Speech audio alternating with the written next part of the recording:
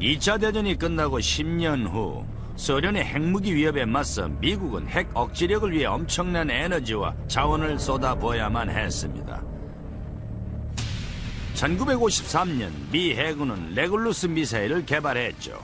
미국 최초의 해상 발사 핵미사일이었습니다.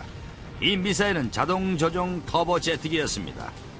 그리고 기본적으로 40톤 내지는 50톤의 핵탄두나 혹은 200만 톤의 원자핵 융합 반응 장치를 장착했죠. 항해 사거리는 무려 800km였습니다.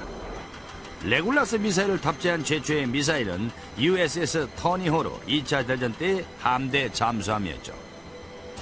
전후 핵무기를 탑재하기 위해 재가동한 USS 터니는 1953년 7월 최초의 레굴라스를 발사했습니다.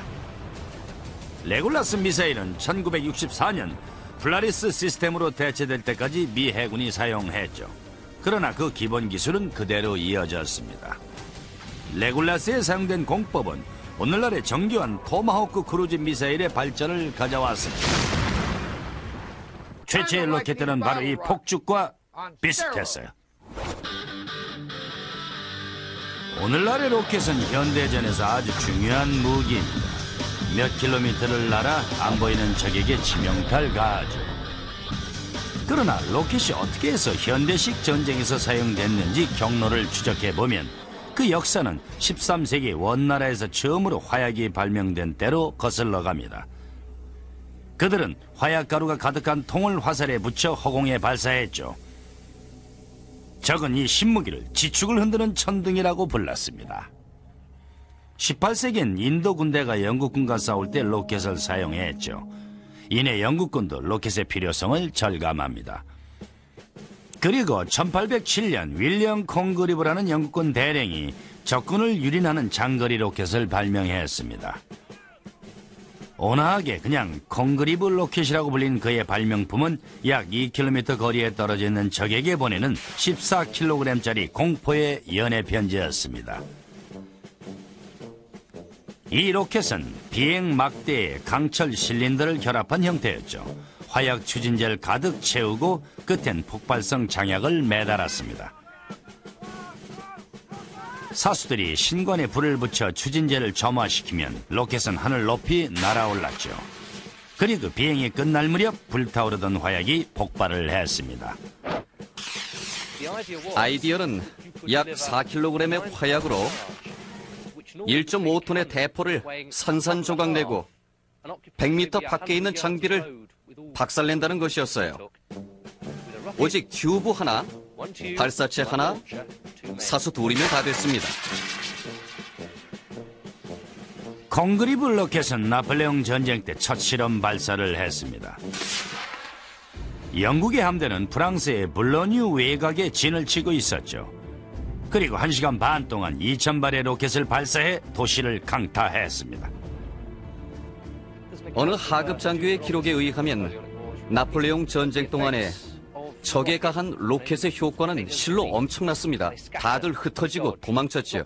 궤도가 일정치 않았습니다. 군인들은 연기를 푹푹 뿜어대며 날아오는 걸 봤지요. 자신들의 몸만 피했지 포탄을 옮길 생각은 못했어요. 내 책에는 콩그리브 로켓의 가장 유명한 사용은 1812년 전쟁에서 볼티모어 인근 맥켄리엇의 폭격이었다고 나와 있습니다. 그러나 콩그리브의 로켓엔 선천적 문제가 있었습니다. 설계자들이 공기 역학에 맞춰 크기를 조절해도 항상 직선으로 날지 않는다는 것이었죠. 화약이 타들어가면서 로켓의 무게가 바뀌면 그 중심 무게도 완전히 변합니다. 그래서 균형을 잡아야 될 무거운 유도막대가 오히려 로켓의 흔들림을 가져오는 것이죠. 1843년 영국의 발명가 윌리엄 헤일이 배기 노즐 안에 작은 지시 날개를 넣어 이 문제를 해결합니다. 이 날개로 인해 로켓은 총알처럼 회전하며 표적을 향해 직선으로 날아갔습니다. 1848년 미국은 2만 개의 로켓을 구입하고 최초의 미국 로켓 사수들이 멕시코 미국 전쟁에 참가했죠. 그러나 로켓은 이미 전성기를 지났습니다. 남북 전쟁 때가 되면 야포의 사거리가 늘어나고 정확해지면서 로켓은 필요가 없어지게 됐죠. 그러나 2차 대전이 되면 로켓은 다시 화려하게 전장에 복귀하게 됩니다. 비록 흥망성쇠를 겪었지만 로켓은 700년이 넘게 적을 유린해 왔죠.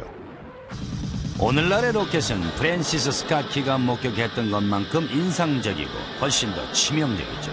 그러나 그건 또 별개의 이야기입니다. 남북 전쟁 이후 로켓은 모양을 바꿔가며 미국이 참가한 모든 전쟁에 참가했습니다. 두말할 필요 없이 우릴 달나라에도 데려다 주었다. 2차 대전이 끝나고 10년 후 소련의 핵무기 위협에 맞서 미국은 핵 억지력을 위해 엄청난 에너지와 자원을 쏟아부어야만 했습니다. 1953년 미 해군은 레굴루스 미사일을 개발했죠. 미국 최초의 해상 발사 핵미사일이었습니다. 이 미사일은 자동 조종 터보제트기였습니다.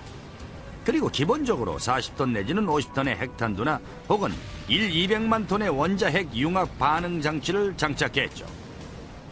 항해 사거리는 무려 800km였습니다. 레굴라스 미사일을 탑재한 최초의 미사일은 USS 터니호로 2차 대전 때 함대 잠수함이었죠. 전후 핵무기를 탑재하기 위해 재가동한 USS 터니는 흘러갑니다. 그들은 화약가루가 가득한 통을 화살에 붙여 허공에 발사했죠. 적은 이 신무기를 지축을 흔드는 천둥이라고 불렀습니다. 18세기엔 인도 군대가 영국군과 싸울 때 로켓을 사용했죠. 이내 영국군도 로켓의 필요성을 절감합니다. 그리고 1807년 윌리엄 콩그리브라는 영국군 대령이 적군을 유린하는 장거리 로켓을 발명했습니다. 온화하게 그냥 콩그리브 로켓이라고 불린 그의 발명품은 약 2km 거리에 떨어져 있는 적에게 보내는 14kg짜리 공포의 연애 편지였습니다. 이 로켓은 비행 막대에 강철 실린더를 결합한 형태였죠. 화약 추진제를 가득 채우고 1953년 7월 최초의 레굴라스를 발사했습니다.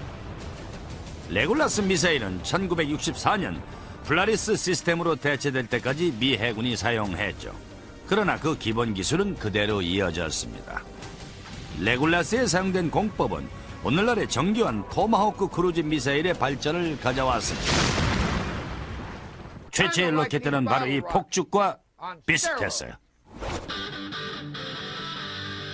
오늘날의 로켓은 현대전에서 아주 중요한 무기입니다. 몇 킬로미터를 날아 안 보이는 적에게 치명타를 가하죠. 그러나 로켓이 어떻게 해서 현대식 전쟁에서 사용됐는지 경로를 추적해보면 그 역사는 13세기 원나라에서 처음으로 화약이 발명된 때로 거슬 끝엔 폭발성 장약을 매달았습니다. 사수들이 신관에 불을 붙여 추진제를 점화시키면 로켓은 하늘 높이 날아올랐죠. 그리고 비행이 끝날 무렵 불타오르던 화약이 폭발을 했습니다. 아이디어는 약 4kg의 화약으로 1.5톤의 대포를 산산조각내고 100m 밖에 있는 장비를 박살낸다는 것이었어요. 오직 튜브 하나, 발사체 하나, 사수 둘이면 다 됐습니다. 콩그리브 로켓은 나폴레옹 전쟁 때 첫 실험 발사를 했습니다. 영국의 함대는 프랑스의 블로뉴 외곽에 진을 치고 있었죠. 그리고 1시간 반 동안 2000발의 로켓을 발사해 도시를 강타했습니다. 어느 하급 장교의 기록에 의하면 나폴레옹 전쟁 동안에 적에 가한 로켓의 효과는 실로 엄청났습니다. 다들 흩어지고 도망쳤지요. 궤도가 일정치 않았습니다. 군인들은 연기를 푹푹 뿜어대며 날아오는 을 봤지요. 자신들의 몸만 피했지 포탄을 옮길 생각은 못했어요. 내 책에는 콩그리브 로켓의 가장 유명한 사용은 1812년 전쟁에서 볼티모어 인근 맥켄리엇의 폭격이었다고 나와 있습니다. 그러나 콩그리브의 로켓엔 선천적 문제가 있었습니다. 설계자들이 공기 역학에 맞춰 크기를 조절해도 항상 직선으로 날지 않는다는 것이었죠.